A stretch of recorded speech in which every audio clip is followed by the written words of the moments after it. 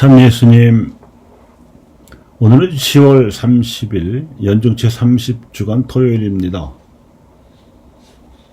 오늘 독서에서 사도 바울은 동족인 유다인들의 구원 문제를 거론하였습니다.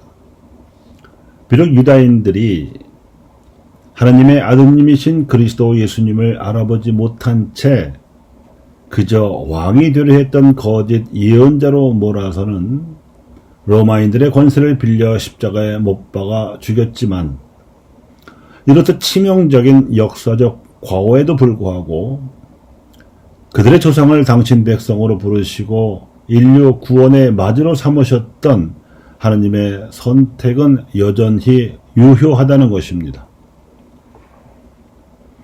그것은 하나님께서 이룩하신 우주 창조의 업적과 한처음부터 예정하신 인류 구원의 섭리, 그리고 이를 위해 유다인들에게 베푸신 은사와 소명이 너무도 막중해서 철회될 수 있는 것이 아니기 때문이라는 것입니다.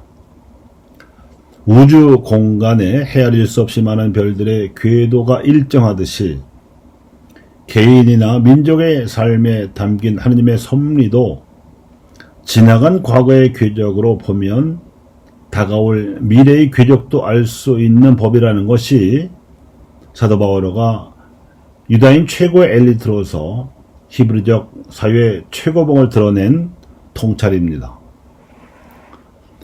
이러한 통찰은 아브라함 이래 예수님 시대까지 일어났던 과거의 역사적 사실에 입각해 풀어낸 해석이요 의미이지만,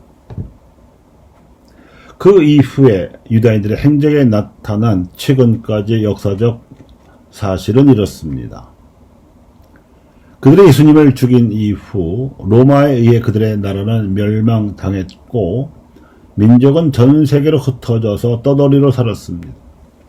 이집트 종살이와 바빌론 유배살이에 이어 이번에는 2000년 동안 전 세계 모든 나라에서 이방인으로 핍박받으며 살아야 했습니다. 그리고 제2차 세계대전 당시에 독일 히틀러와 나치 정권에 의해서 수백만 명이 학살당한 참극은 그 정점이었습니다. 그런데 이 참극을 피해서 미국으로 망명한 유다인들 가운데에는 타의 추종을 부러워하는 뛰어난 재능을 발휘한 엘리트들이 많이 나왔습니다. 1901년부터 지금까지 인류에게 공헌한 인물에게 수여되는 상 중에서 전 세계에서 가장 권위 있다는 노벨상의 수상자는 모두 1082명인데 그중 20%가량인 200여 명이 유다인 출신이었고 대부분 미국이나 간혹 유럽 국적이었습니다. 그들이 전 세계 78억여 명의 인류 가운데 겨우 0.2%에 불과한 1400만 명밖에 안 되는데도 그들은 이렇듯 뛰어난 두각을 나타냈습니다. 그뿐만이 아닙니다. 미국 안에서는 외교와 국방, 금융과 언론, 학계 등에서 유다인들은 미국을 움직이는 실세로 알려지고 있습니다. 여기까지가 실제 일어난 사실, 즉 팩트입니다. 그런데 이 유다인들이 보여준 역사적 팩트를 해석하는 데 있어서는 한국인들과 유다인 자신들이 매우 다른 견해를 보여주고 있습니다. 한국인이 노벨상을 수상한 숫자는 겨우 1명이라서 한국인들은 유다인들을 매우 높게 평가하지만 정작 유다인 자신들은 한국인들을 매우 부러워합니다. 왜냐하면 미국 이민자들 중에서 부지런하기 짝이 없는 유다계 이민자들을 게으르게 보이게 하는 사람들이 한국계 이민자들이고, 평균 지능지수는 한국인이 유다인보다 더 높으며 전 세계에서 유다인들이 자리를 잡지 못하고 따라서 영향력을 발휘하지 못하는 유일한 지역이 한민족이 사는 남한과 북한입니다. 두 민족 다 강대국들의 틈바구니에서 치열하게 생존 경쟁을 벌여야 했는데, 유다인들의 나라인 이스라엘 학자들은 한반도에서 살아남아 현재 선진국으로 국력을 발전시킨 한민족의 생존 비결을 연구 과제로 삼아 해마다 학술 세미나를 열고 있을 정도입니다.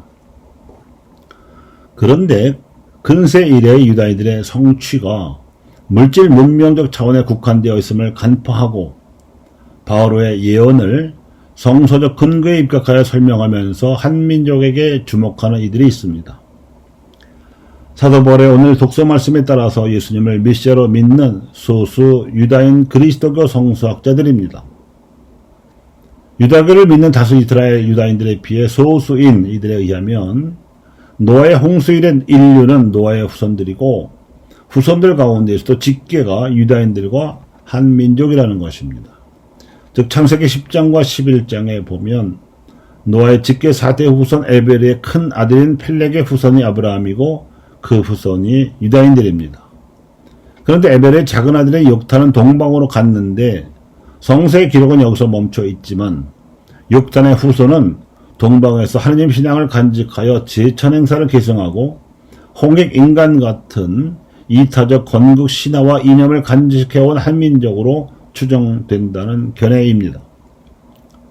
하지만 이 견해가 타당하려면 현재 선한 영향력으로 전세계 인류에게 경탄을 일으키고 매력을 발산하고 있는 한류가 그 징후일 수는 있습니다. 단지 한국인들의 문화를 널리 퍼뜨리고 덩달아 한국 수출 상품이 많이 팔리는 물질 문명 차원의 효과만으로는 부족하고 그 위에 정신적 가치를 실현하려는 한민족의 노력이 더해져야 합니다.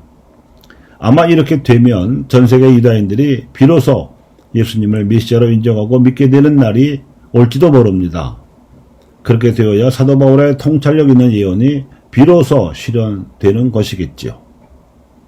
노벨상을 아무리 많이 받았다고 해도 결국 물질 문명의 발달에 기여한 것에 지나지 않는 것이지만 한류에 힘입어 각 민족들로 하여금 자유와 평등, 정의와 평화라는 최고선의 가치를 실현시키고 인간 존엄 속의 공동선 가치까지 실현시킬 수 있다면 이야말로 사랑의 문명을 지라라는 파스카 과업이 되는 것입니다. 감사합니다.